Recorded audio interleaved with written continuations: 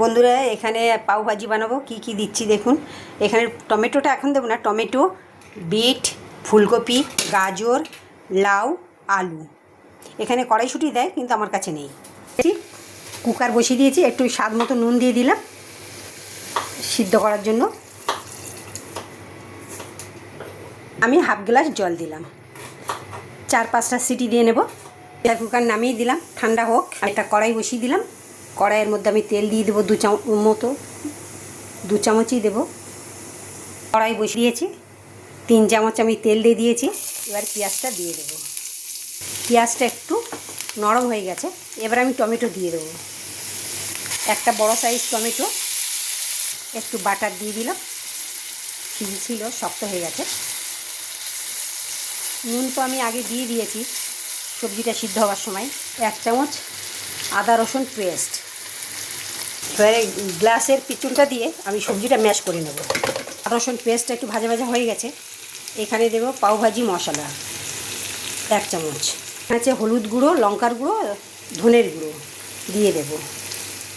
হালকা একটু আমি জল দিয়ে দিয়েছি যাতে টমেটোটা ভালো হয়ে সিদ্ধ হয়ে যায়। ঢেকে দেব যাতে মশলাটা একটু তাড়াতাড়ি হয়ে যায়। ঢাকাটা খুলে নিচ্ছে। কত সুন্দর মশলাটা হয়ে এসছে। মশলাটা কষানো হয়ে গেছে। এখানে আমি সবজিটা গ্লাস দিয়ে সবজিটা ম্যাশ করে রেখেছি, এবারে কড়াইয়ে দিয়ে দেবো। একটু ধনে পাতা দিয়ে দিলাম। এটা তাওয়া বসিয়ে দিয়েছি, বাটার দিয়ে দিয়েছি। হালকা একটু লঙ্কার গুঁড়ো ছড়িয়ে দেব বাটারের ওপর। ব্রেডগুলো দিয়ে দেব। এর মধ্যে দিলে একটু দেখতে সুন্দর লাগবে। এখন উল্টে দেব।